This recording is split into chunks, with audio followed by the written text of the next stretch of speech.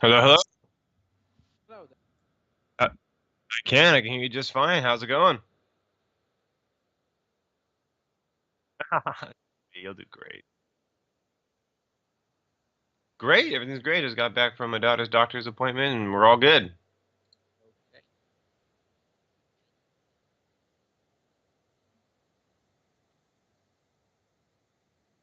Yeah, clear. You sound really good. Sounds like you have some good equipment.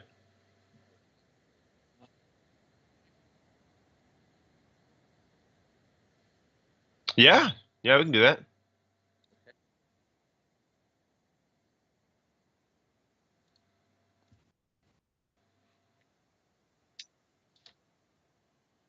There we go.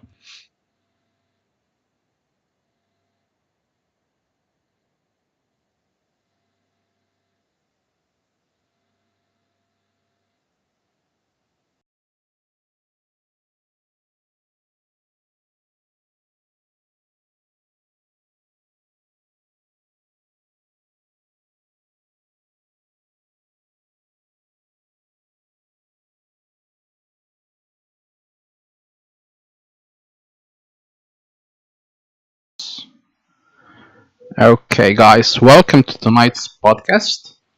We are currently live. Our guest is Shaun Penrod, creator and mastermind behind Pro Tutor Podcast. Welcome, Shaun. Hello, thanks for having me. It's a pleasure. So, first off, a little bit about yourself. So, you are currently in California, correct? That's right. I live just north of LA in Southern California. Okay, so how's your magic scene there? Really good. So the Southern California Magic scene, there's a lot going on. There's lots of stores nearby and within a short driving distance that have really competitive players. So both in LA and San Diego, I think the Southern California scene's really good. Okay, do you have a competitive scene maybe at your Yeah, LGS? yeah. The players at my LGS, they really like to win. So they're really competitive. They look at standard from the competitive side and really try to figure out what's the best way to do well at big tournaments. I see. So, what's the most played format at your LGS? Ooh, standard.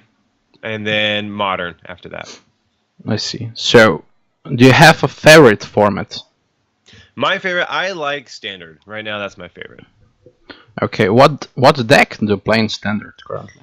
Well, so right now we just got into Kaladesh, and I haven't figured out what deck I want to play here in Kaladesh. Before, I was doing the black-white Walker control deck, and I love that, but I haven't figured out what to do now in Kaladesh with all the vehicles and stuff like that. If I had my way, I'd play some kind of deck with Planeswalkers, probably. I see. So you're waiting for the Pro Tour, or Yeah, that's part of it. I want to see what happens this weekend at the Pro Tour, see what comes out, and then I can decide, if I want to do one of those decks or do a next level deck. But before I went out and bought a bunch of cards, I wanted to wait and see for the Pro Tour. I see. What about Modern? I've seen that you played in a PPTQ. Yeah, so Modern, I definitely need to practice a lot more with Modern. It's one of those formats I feel that you get better at it the more and more you play.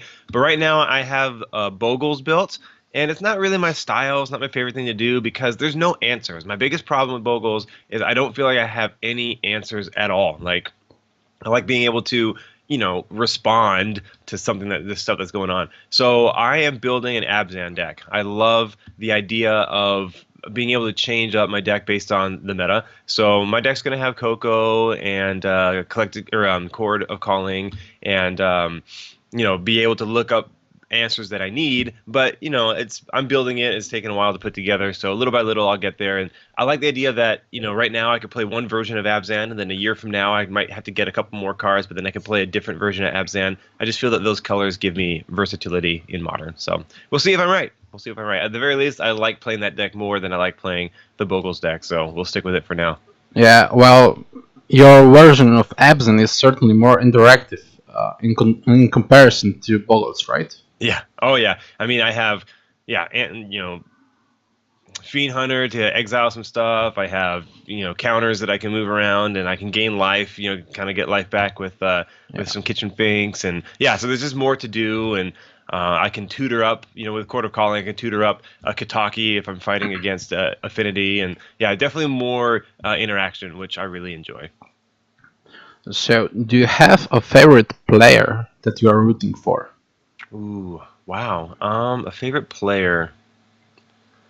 So I love watching like past guests do well. So I don't really. So at least for the last Pro Tour, for example, I wasn't like, oh, I really hope this player wins. But when we got to the top 8 and like Lucas Blahan was there, I was rooting for him because he was a past guest, and I thought that was really great that he went off and won. So past guests. I'm trying to think. Recently, oh man, I don't know. There's so many good ones to pick from. Robert Santana, he's really cool. Like I really respect him. I thought he was a really good guest. I'll be rooting for him. Dang, I don't know. There's just so many good ones. Brandon Pascal that we just had on the show, he was also really good.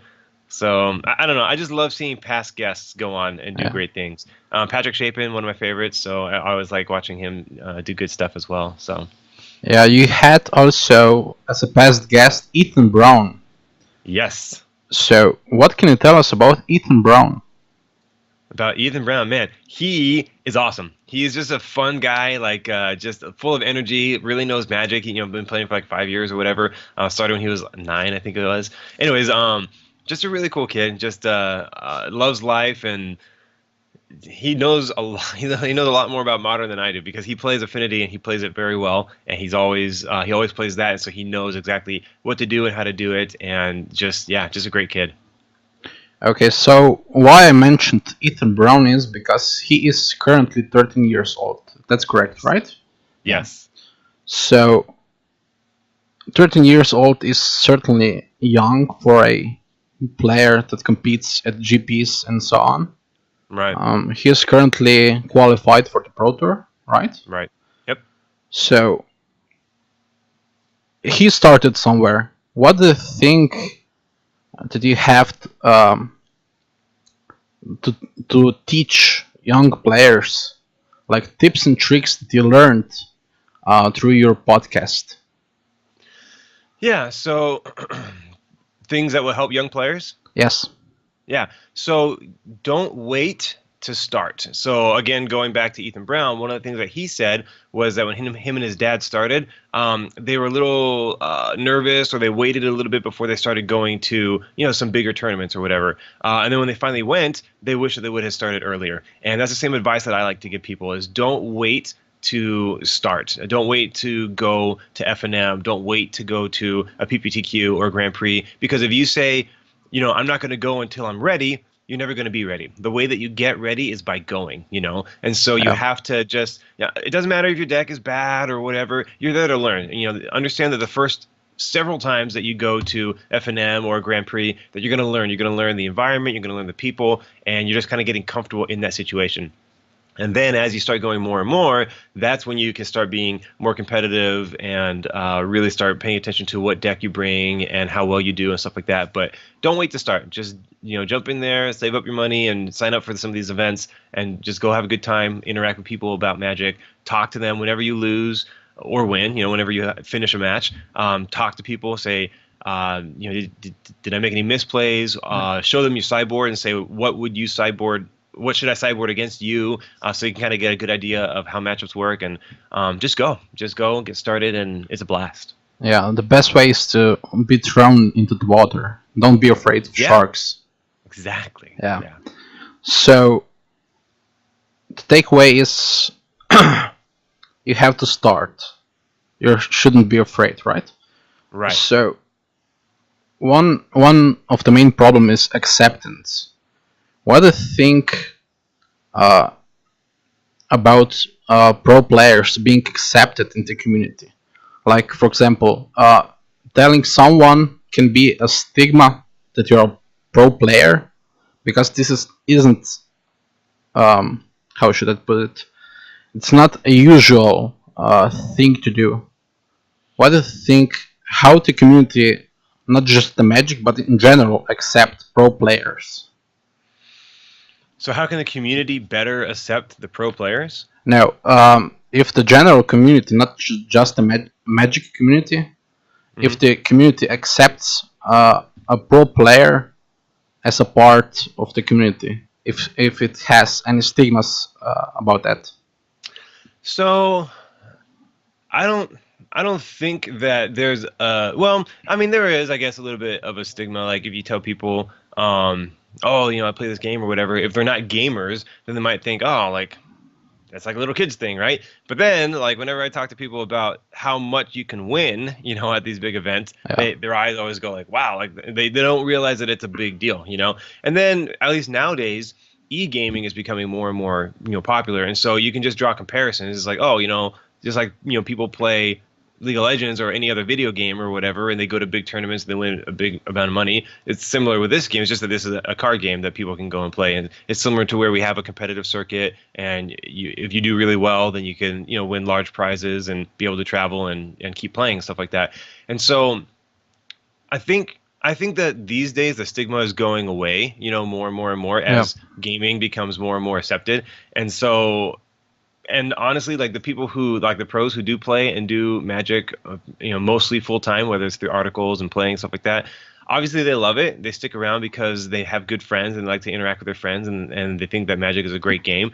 And so, they don't really care about the stigma. And especially in our community, one thing that we can do is they're just people, right? Like they're no different than we are. It's just that they practice a lot more, right? Like there's nothing special in their brains that make them different from you or me. It's just that they practice more and they really take advantage of their connections and their friends. They make friends early on, and those friends continue on and do well, and through those interactions they get better and better and better. And that's really that's what they're doing that we're not, is they're really taking advantage of their friendships, and they're really just practicing more than we are. Yeah, I agree. The Magic community is really inclusive. Mm-hmm. What I've seen in your Facebook group, everyone helps each other. Everyone is friendly. Yeah, I love that. There's no hate, nothing. Even budget decks get a serious critique, right? And so on. So, regarding this, what are your plans for the future with your MTG Pro tutor? Sure. So what I would love is I would love to help 1,000 players make it to the Pro Tour. Like that would be, top eighting a Grand Prix or winning or top four in RPTQ, right? And the way that I really want to do that, what I see in the future is right now I have the podcast. It's going, it's twice a week, Tuesdays and Fridays. We get people onto the show, talk about their story, and I love that. And I love being able to share those tips and tricks with, with all the listeners. What I want to go is to, take it one step further to where we have like dedicated trainings, like maybe have small group sessions with pros, like a hangout with a pro and then a couple of players and stuff like that. I really want to look at like important games in the Pro Tour, for example, and break them down. Say kind of walk through a match, and we can cut out all the footage of the shuffling and stuff like that. We don't need that. Just kind of get, all right, here's what happened on this turn. Here's what you should be thinking about. What would you do to kind of make it like this interactive learning experience? And so that's what I really want to do next. Is I really want to build some kind of site where people can be a part of, and they can get this training with the pros, and with the goal of helping 1,000 people make it to the Pro Tour. That's my goal. That's what I like to do in the future. So, would you call this a sort of a boot camp? It would be like an ongoing training, because a boot camp is kind of like a one-time thing. I imagine like a workshop or something like that. Yeah. So this, my vision is that in between the Pro Tour, so it goes from Pro Tour to Pro Tour, it'd be like this training experience, and so you can just stay involved, because obviously every new Pro Tour we're going to have new decks and new archetypes and new things to discuss. And so my podcast, I try and keep it evergreen, meaning when I talk to a guest, I want somebody a year from now to listen to an episode that came out today and get the same amount of value, so it's very kind of evergreen tips and tricks and big level concepts. What I want for this new training, this new site, is for it to be very current, very now, so that people can go to their event and be ready and be prepared, having talked to a pro, having really broken down a match, kind of getting a feel for what's out there. So that's kind of the difference between the two, and what I like to do. I see. It's certainly a big plan, but I'm sure you will get successful with it. Thank you. You're welcome. So, what I'm interested about is, how do you pick guests for your podcast? Sure. So I invite the top 8 players of a Grand Prix and the top 16 players of a Pro Tour. And then I also like to talk to community icons. So Marshall Sutcliffe, for example, from Limited Resources, he hasn't top 8'd a big event or anything like that, but he's very well known in our community, right? So we had him on the show. Gabby Sparts, again, hasn't top 8'd a big event, but she's a very popular streamer, and now she does coverage. So we've had her on the show. And so I like to do the top players, top 8 of a Grand Prix, top 16 of a Pro Tour, and then community icons. So well-known people or people who are doing stuff in the Magic space. Eric Freytag, for example, he's the founder of Puka Trade. We had him on. We're going to have somebody who is coming out with new sleeves. We're going to have him on the show. We always talk about Magic because obviously people who are in the Magic space, they play. So we always try and talk about their play skill and tips that they have. But then we dive into what they have going on and how they are contributing to the Magic community. We did that with the professor as well, who was one of my favorite past guests. So I'm gonna read some statements to you, and I'm interested what you think about them. If they're correct or incorrect, or what you think. So, first statement. It's better to qualify for a Pro Tour on Magic Online than it is in paper. So it's not better or worse. And actually, we just had somebody on who he qualified for the Pro Tour in 3 different ways. He did Magic Online, he did top 8 of a Grand Prix, and he did a RPTQ, I think is what he did. He actually said that the hardest one was the Magic Online, which I thought was very interesting. I don't think it's better. Like, either way that you get to the Pro Tour, you get to the Pro Tour. There definitely are pros and cons about each one, right? So online, you get to play much more often, right? You don't have to drive somewhere, so you save on driving time, whatnot. But you also, I've heard that the caliber of competition is much higher, right? Because you're playing against people all over, the world, not just, your local scene. But that's also good, because that means that as you improve online, you're playing against better and better people, and you're getting better and better. Obviously, there's issues like if your connection drops in the middle of an event that you're trying to qualify for, and misclicks and all that stuff. So it obviously comes with a certain amount of baggage. But it's not better or worse. It's just another way. I think it's great that there's multiple ways to get to the Pro Tour. Okay. Standard is expensive and is less skill intensive than modern.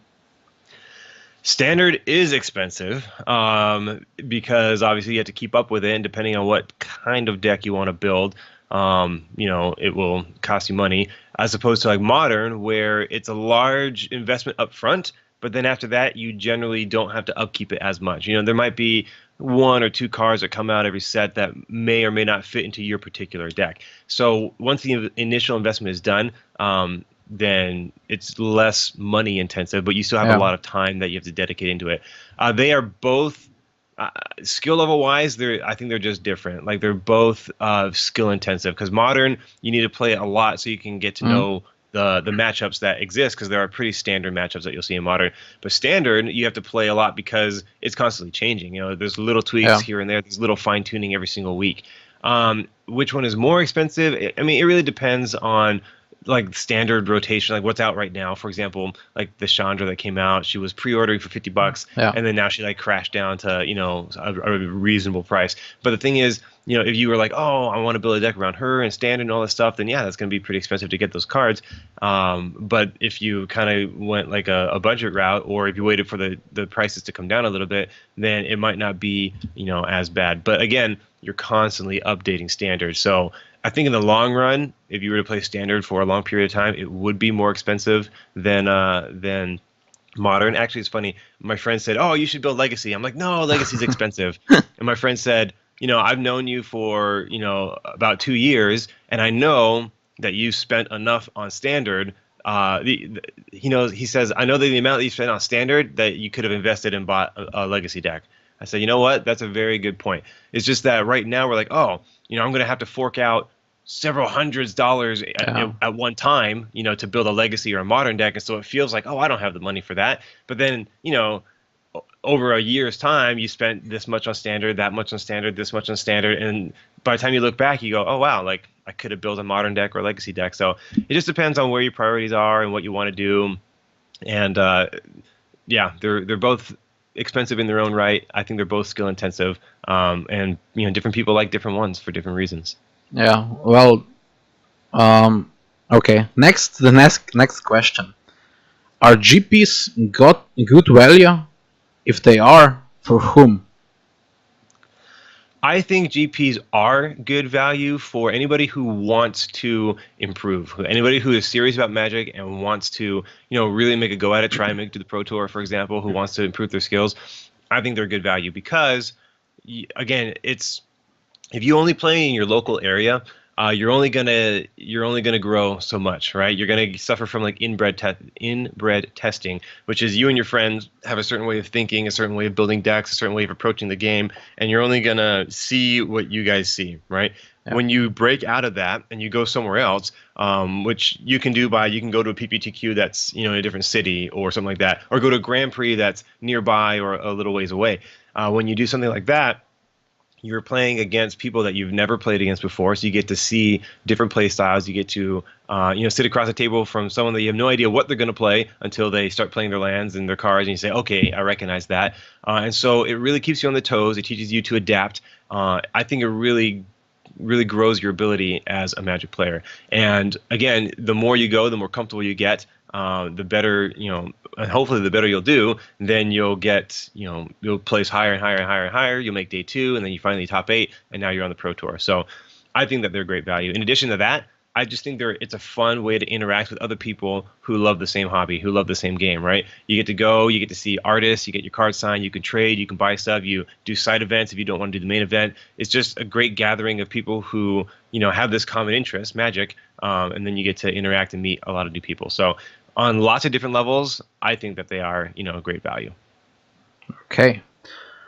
So this one is a little new. Okay. Should Wizards of the Coast introduce a new format, Frontier? I don't know if you've heard about it. I have heard about it. Okay. So should they formally support it? Yes. I don't know. It's very new. Obviously, it's the frontier, right? It's very new. I like the idea of it because it's what Origins on or M15. I don't know what. It's like pretty recent. So Yeah, it's like, oh hey, it's it's cards that we M15. have laying around. Okay, M15. So it's like, oh hey, it's cards that we have laying around, and so hopefully it won't be so expensive to get into. I think that the community needs to. Make it a thing before Wizards is going to come out and formally support it. And that's just done by local shops holding tournaments, by the community really making a buzz about it and really pushing it. And as more and more and more local places all over the world start having frontier events, then that's when I think Wizard will say, hey, like this is something that is going to stick. Like they did that with Commander, right? And Commander was Yeah. player developed, and then it just grew and caught on, and now here we are we get a Commander product every fall, and so it has to start with the community, and if it's something that really sticks, then Wizards will probably take a look at it, and I mean we're probably a long way off from seeing like a Frontier Grand Prix, but it all starts, we're here, it's fun, we get to see the beginning of a new format, and we'll see if it sticks on, because there's been other ones that didn't make it, like what Tiny Pauper. leaders. That's it. That's the one. Tiny Yeah. Leaders was like had like a big spike and then now it's Um, gone. So we just have to see. We just have to see how people like it. It's attractive because of the money thing, right? Yeah. But we'll just see. I think it's fun. I don't know.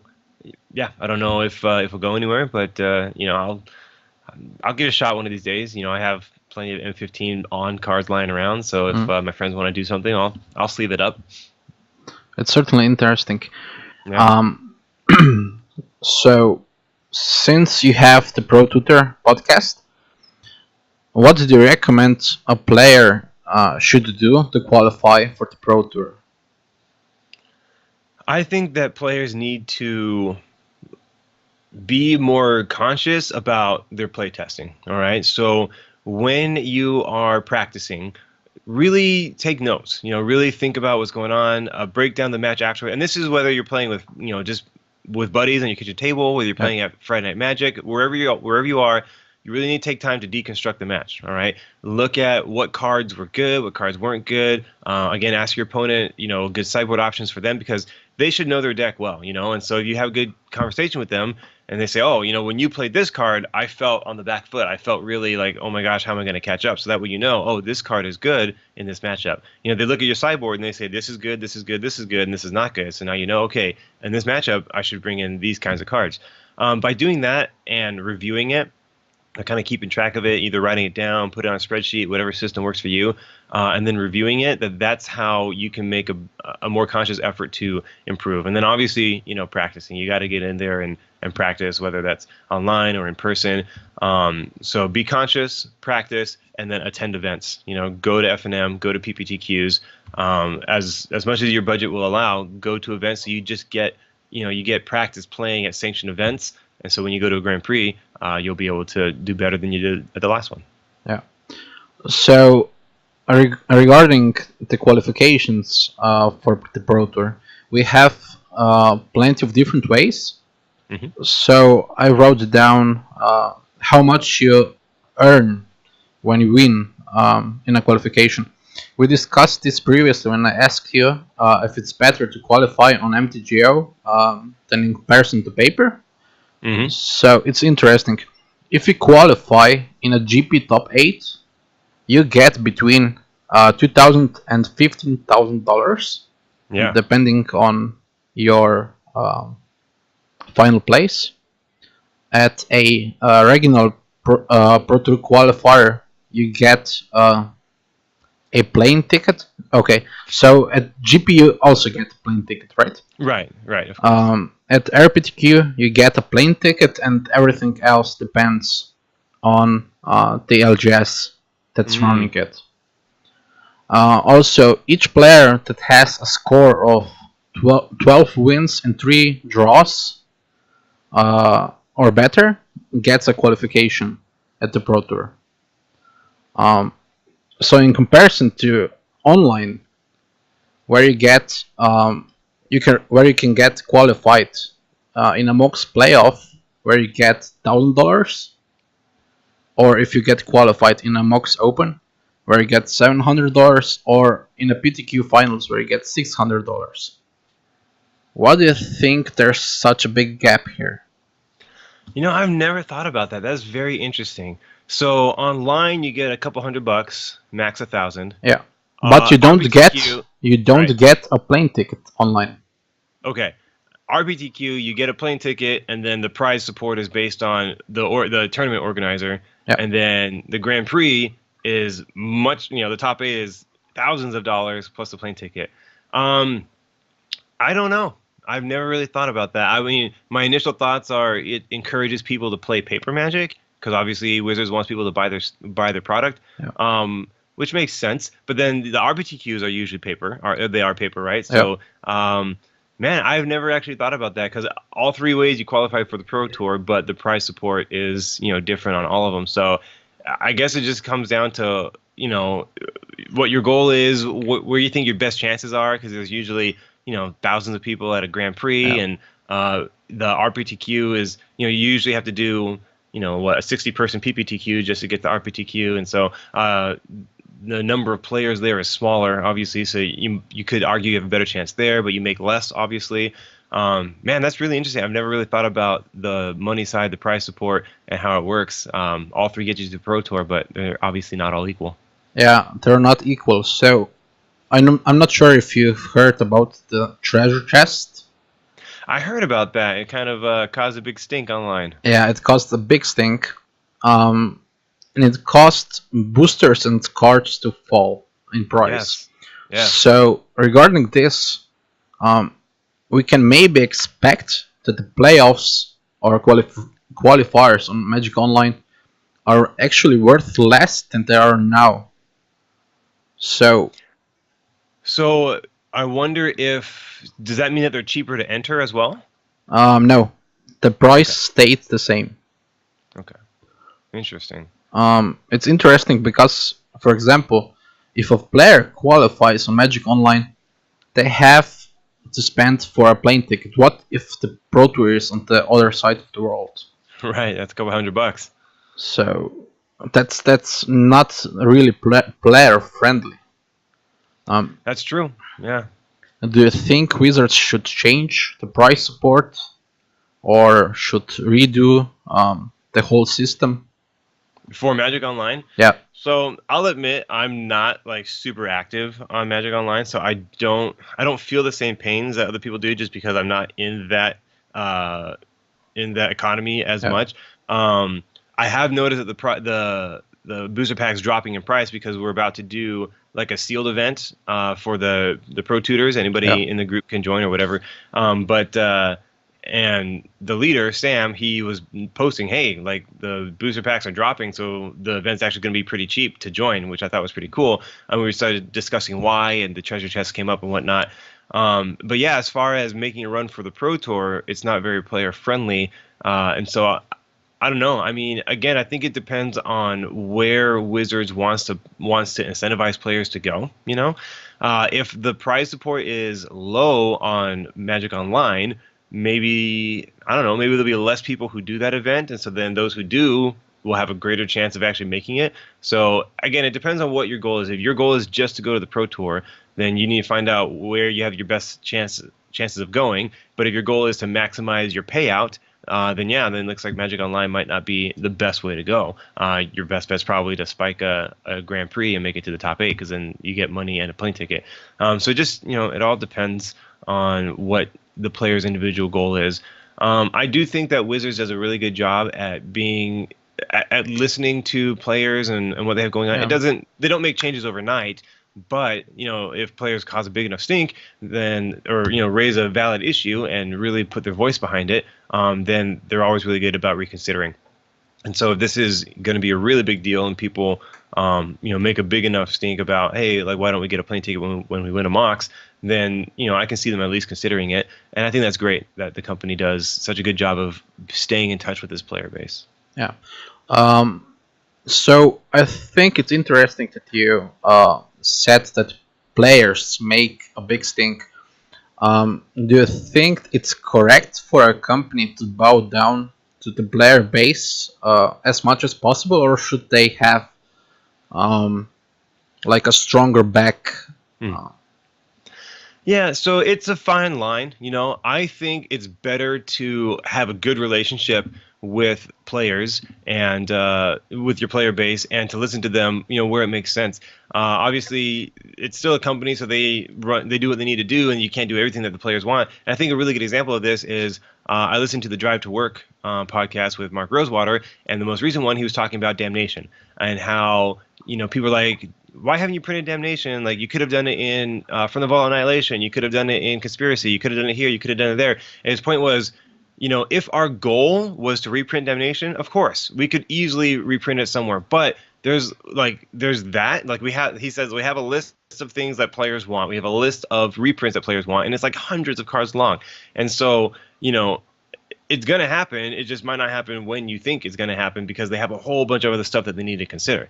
But they do listen. They do consider it. And we saw this with the pay the pros thing that happened several months ago, right? Yeah. Like, they said, hey, we're not going to pay the pros anymore. And like everybody, not just the pros, but like everybody, like, made a big thing, say, hey, these guys dedicate a lot of time and effort and energy into Magic and producing content and pushing the brand and playing at these tournaments. It's not right that you should cut them off, especially with such short notice. And Wizard did take a really quick round turn on that, and then they had a pro player meeting where they met with a bunch of pros and they hashed some stuff out. And so I think it's really good that on issues that are really big and really important, that they are plugged in and they do listen. But then obviously, like Mark was saying, they still need to make sets, and they're not just going to jam, Damnation into Kaladesh, because it doesn't make any sense at all. They still have a story that they're telling. They still have, several formats that they need to be mindful of. They can't just throw Damnation into Standard because it probably is too powerful. So it has to be in a supplemental set, and then which supplemental set? And so there's all these moving pieces that we as players don't necessarily see. We just say, oh, I want Damnation, and it's been years, like, why haven't you reprinted it? Or I want this, or I want that. And that's fine. Like, we're all entitled to our opinions. And I know that Wizards appreciates it when we share our opinions. It's just we also need to understand that it's not going to change overnight. So I think it's a balance. And from what I've seen, I think Wizards does a great job at listening when it is important, and also sticking to their guns when it doesn't make much sense. And so it's a fine line, but they do a good job, I think, at straddling it. Okay, so you touched upon the problem of the pay to pros. It's not really an incident, but let's call it an incident. Do you think there are pros that just live from playing Magic, or do you think it has to be a combination of playing and creating content? It's a combination of playing and creating content. And even that, there's very, very few people who can make a living off of playing and creating content. I wish it was more. Like, I wish that the prize support was much bigger, so that people could actually legitimately be, full-time Magic professionals. But the vast majority of people that I interview on my show, they have something else going on. They're engineers. They're, they work somewhere else. They have other things going on that they do, and then they do Magic on the side, and they're successful in Magic. But they still have to have this other job. While you look at other esports, and their prize support is so big that players, and not just the the very, very, very top percentage. Yeah. There's a larger, but not everybody can, but there is a larger percentage of people that can play that game competitively, and that's all they do because of sponsorships and prize support and all that stuff. And so I would love to see Magic go that way. I would love for the prize support to be bigger, and maybe there to be some kind of sponsorship deals, something, so that players who really invest their energy into this game can do it for a living. I think that'd be fantastic. We're just not there yet. And right now, what I see is very, very, very few. I mean, a dozen, maybe. I'm not exactly sure what the number is, but there's very few people in the world that survive off of Magic, and those who do, it is a combination between winning and content creation. Okay, where do you see pro Magic scene in a couple of years? I see. Let me think about that.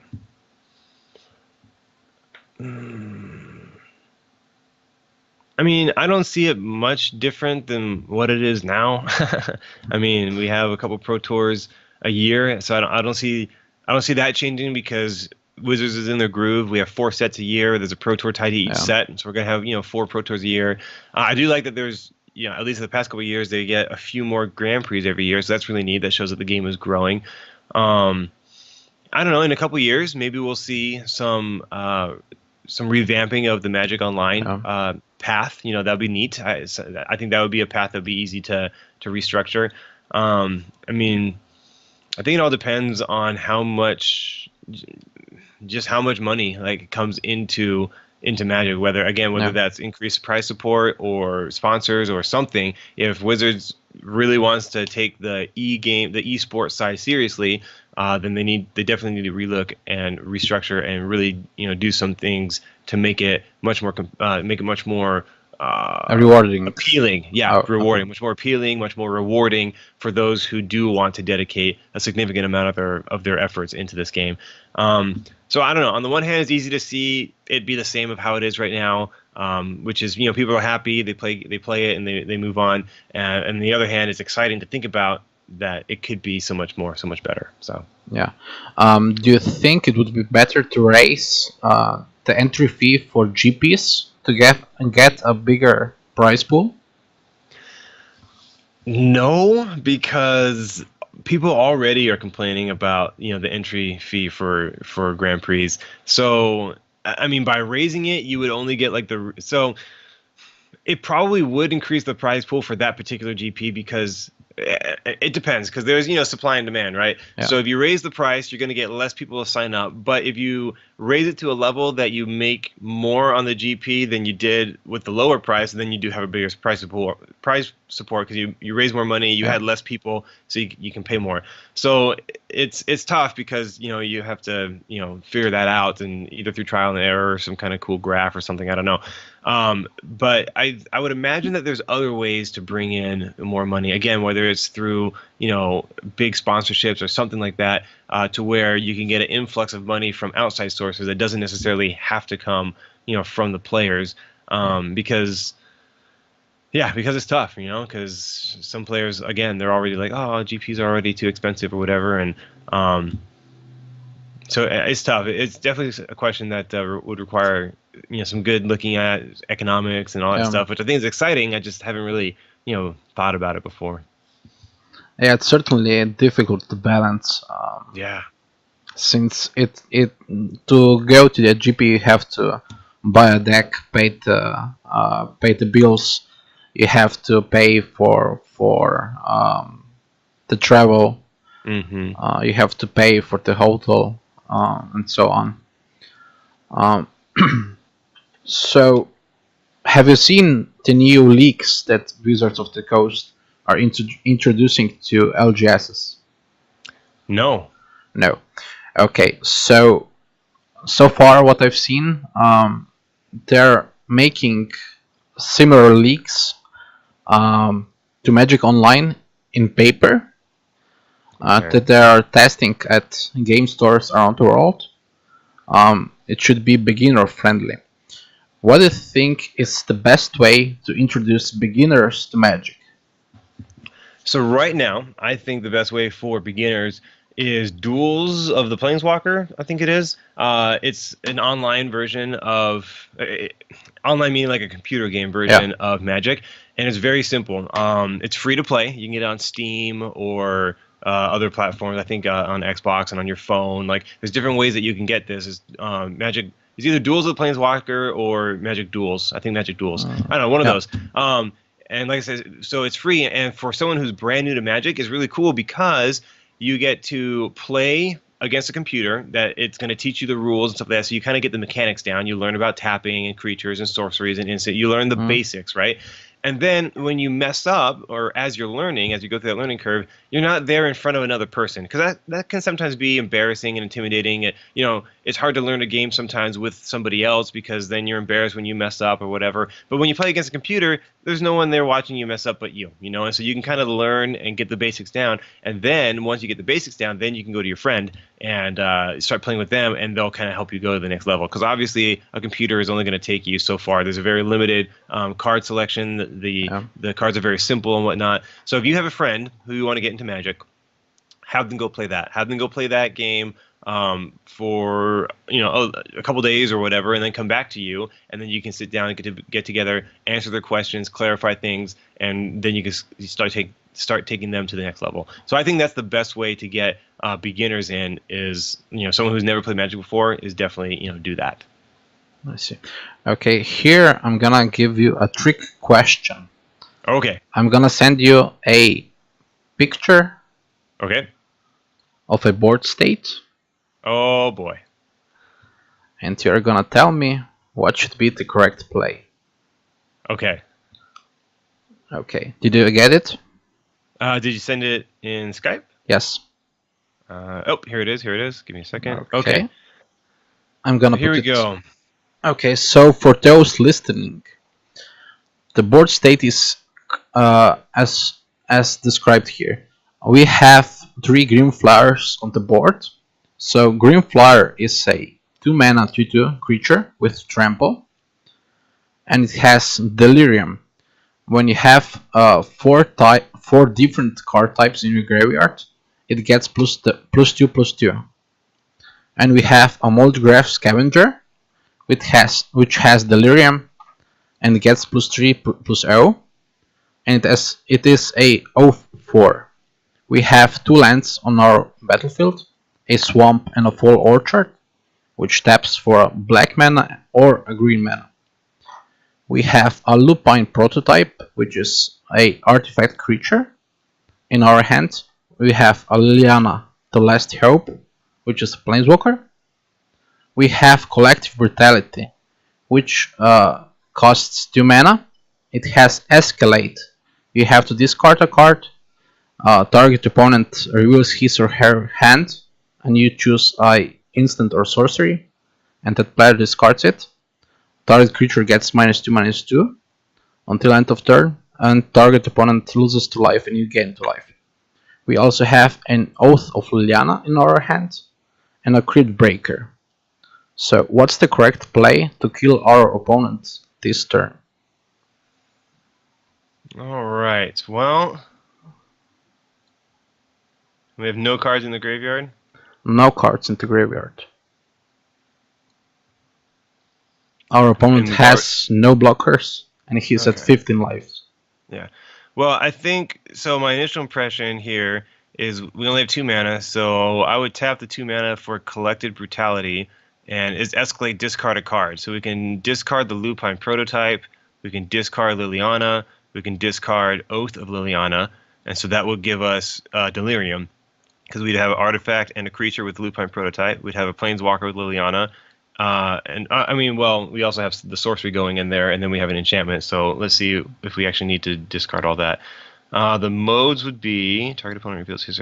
does our opponent have anything in hand, or...? Nothing. Okay. No creatures. Discards, just nothing. Open board. Target opponent loses 2 life and you gain 2 life, so that's going to be one of the modes for sure.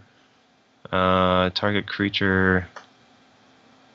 Do we have to pick targets for everything? Yes. We do. Okay. Okay. So let's see. If we did that, that would be sorcery, artifact creature, and then one more thing. So with Delirium, we'd have 4, 8, 12, 15. So we'd have 15 on the board with the Delirium of all of our dudes. One of the modes could be target opponent loses 2 life and you gain 2 life. And then the other... Okay, so here's what we're going to do. We're going to cast Collective Brutality for 2. One of the modes will be target opponent loses 2 life, you gain 2 life. We're going to discard Lupine Prototype. The other mode will be target opponent reveals his or her hand, so we'll just take a look at what they have there, and if they don't have anything, that's fine. And then we'll discard, I don't think it really matters, Liliana, the Planeswalker, so we can get Delirium. And the last mode is target creature gets -2/-2. Because our opponent doesn't have any creatures, we're going to pick one of our creatures, but that's okay because Collective Brutality dealt 2 damage. They lost 2 life, and so that it's a net 0, right? So we'll choose the mold graph scavenger to get -2, -2. So once collective brutality resolves, we're going to have delirium. So our mold graph scavenger goes from a -2, 2 to a 1, 5. And then the Grim Flayers are all 4 4s. So that's going to be 4, 8, 12. Mold graph will be 13. And then collective brutality did the last 2 to 15. And that's how we're going to do 15 damage this turn. You're correct. Yay! Okay, so we are gonna pick a random user in chat that answered this correctly. And he is gonna get a draft bundle for Magic Online. So Excellent. the winner is Aura Green. Congratulations. Congratulations. Way to go. Okay, so do you have... okay, so we got a comment in chat. Just an idea. Okay. In Dota, the prize pool was like 2 to 3 million from them, and another 18 million from players. Okay. It was from buying things into Dota market, and some of the money went into the prize pool. Mhm. So in MTG, they could make it like when you buy sleeves, deck boxes, etc., a percent goes to the prize pool. Yes. What do you think about this? I think that's a good idea. My local game store, my understanding is that they do this. For example, this year they decided to do. So my store is Tapped Out Gaming. So they decided to do a Tapped Out Gaming Invitational. All right. So at the end of the year in December, they're going to invite 16 players to come and play the Invitational. What they did is throughout the whole year, they would keep track of people's wins. Every time you won, you would get a point for the Invitational. And at the end of the quarter, they would take the top 3 or 4 players and they would get an invitation to the Invitational, right? So it might have been every 4 months because you had 4, 8, 12 players that would come every 4 months, right? And then they had 4 events throughout the year. They just had certain events. They say, all right, the winner of this particular event is going to be getting an invite. And they did sealed and modern. They do different standalone events that would invite you to the Invitational. So at the end of the year, they're going to have 16 players come. And they have prize support for the top 16. So you're going to get something. And then obviously the better you do, the more prizes you get. And then what my understanding is what they've been doing is all year long, when people buy, when they pay into events, when they pay into, when they buy different things, they've been doing that. They've been putting a little bit of that money into the prize pool so that they can support this Invitational. And because they've been doing it all year, we haven't noticed so much. So the prize payout on FNM, it might be a little bit lower. I don't know, because again, they've spaced it out over an entire year. Yeah. And so, if it's one booster pack, on average less per FNM or whatever it happens to be, we, the participants on a weekly basis, don't notice as much. But at the end of the year, these 16 players, they're going to get a nice prize, a nice prize pool, right? So I think it definitely can be done. So I believe that's what my LGS is doing. Obviously, it worked for Dota, and so there is a way to structure it in that way. The only thing is, I don't know if that's different than what Wizards is doing right now. Obviously, they sell us Magic cards. We buy Magic cards, and then we go to events so that they give us money when we win. So, so I don't know exactly what knobs they need to tweak to make it better. Because obviously, a game like Dota, like he said, there's a bunch of those in-game purchases that they can easily just siphon off. For us, we go and we buy cards, and that's kind of it. We don't have any microtransactions that they can do. But yeah, maybe there is some kind of tweaking that they can do to just dedicate more to the prize support of big events. I think it's a great idea. I think it's definitely something worth looking at. Maybe the tournament organizer, again, it'd be hard to do because for Channel Fireball, for example, they're one of the bigger tournament organizers. So, if they, siphoned off a little bit of every single purchase that they have on their website, and they put that into, a prize pool, then when you go to a Channel Fireball Grand Prix, you have prize support from Wizards and you have prize support from Channel Fireball.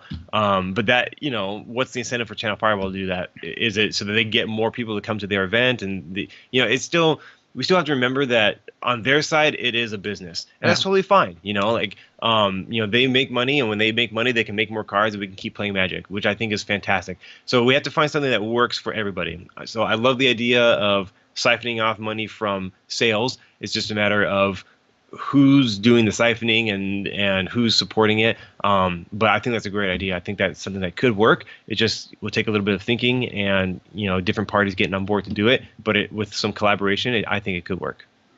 Okay. Do you think Wizards of the Coast should put barcodes into the booster packs that give you cards on Magic Online? Ooh, that would be amazing. I think that would be really cool. That would kind of destroy one of their revenue streams, obviously, because if you buy a booster pack for however much money, and now you have physical cards, and you get the cards online, there's absolutely no incentive. There's no reason to buy the cards online. So whatever money they're making from people buying cards online would pretty much disappear, or at least drop significantly. Yeah. So from their perspective, that doesn't make much sense. From our perspective, obviously that's great. Like I would, because that's the challenge, right? It's like I want to, like me personally, I want to play online, but I also don't want to maintain 2 libraries, right? Yeah. Right now with the cards dropping, it might make a little more sense if you can, if you can buy a standard deck for less than $100, like a good competitive standard deck, Planeswalkers and all, then then it's like, oh hey, well maybe I can dive into that. And we're kind of getting there because with their turn in, because they also changed the rules on turning in sets, right? So you can only turn in sets as long as they're still standard legal, and so all of a sudden prices are dropping because now people can't they don't have as much time to collect everything at redeem. Thank you, their redeeming rules or whatever. Anyways, and so if we get to the point where it's where I can buy a standard deck for less than $100, and then I can just bust out reps online, then that's cool. But right now, the biggest barrier for me is I don't want to maintain 2 libraries, and I love the feeling of paper Magic and stuff like that. So I think it'd be cool for the players, but I don't think that's ever going to happen because, again, they would just lose a big chunk of revenue that they have coming in online, and that just doesn't make much sense for them. So, what about if they put treasure chest codes into booster packs? There you go. So some kind of incentive to where as you build paper Magic, you build your online collection as well. That might work because treasure chests have, I don't know, like 3 cards in it. Yeah. Okay, yeah, and it's like, and there's different rarities and different payouts and stuff like that. That might work. So you get, every time you buy a booster pack, you get, a code for online, which is 3 cards, and maybe you get something good, maybe you get something that you don't need, but you could trade. I mean, that's a cool idea. Again, we're just getting more free stuff from Wizards. But the argument is, it's just pixels. But I think they do also regulate the number of cards in that economy as well. So they do, yeah. R&D regulates the graded cards, if I remember correctly. There's cards like Curd Ape, but you have cards like Rishadan Port, which is 200 ticks online. So that's quite expensive for the legacy and vintage formats. Interesting. Okay. Okay. And do you have any words of advice as an ending to our today's podcast? Sure. I will just reiterate to don't wait. Don't wait to get out there and start playing at your next event, whatever that is for you. Whether that's, getting the courage to go to F&M for the first time, whether that's going to your first PPTQ, going to your first Grand Prix, don't wait. Just go and experience it the first time so you know what it's like, you get the vibe, you get the feel, you get to play. Understand that it's going to be a learning process, that you very well might, lose more than you win unless you've done a lot of really good preparation ahead of time. And if you did, then that's fantastic. Go and do a great job. But just go and understand that you're there to learn, you're there to grow. Don't wait to always go to the next level. If you are already going to those events, then, travel to one. Try and push yourself to go a little further and just see what it's like to go to another place and play. So wherever you're at, I always love to encourage people to push to the next level and find people to support you along the way. At the MTG Pro Tutor Facebook group, that's what we're all about, supporting people to get to the next level wherever they are. Like you mentioned earlier, we have people with casual kitchen table decks that are coming, and we give them serious advice. And we have people who are doing sealed events online, and people who are going to their first Grand Prix, and we love to hear everyone's story, and we love to help them wherever they're at. So always push yourself to the next level and find a group to help support you. And that's what I had to leave with you today. Thank you so much for joining my podcast today. See you around in the Facebook group. So for everyone, where can they contact you on social? Sure. So I'm easily found on Twitter. I'm pretty active there at Shaun Penrod. The Facebook group, mtgprotutor.com/Facebook group is where you can go for that. You'll request to join there. We'll be happy to have you. And those are the two platforms that I'm the biggest on. Obviously, you can find the website and the show and everything at mtgprotutor.com. So thank you so much, Shaun. My pleasure. Thank you. Thank you. I'll see you around. Bye. Bye. Okay, guys. So this was today's podcast. I hope you enjoyed. I hope you got something out of this podcast. We are gonna continue with the stream in about an hour. When we are gonna play some modern and standard. So see you guys in about an hour.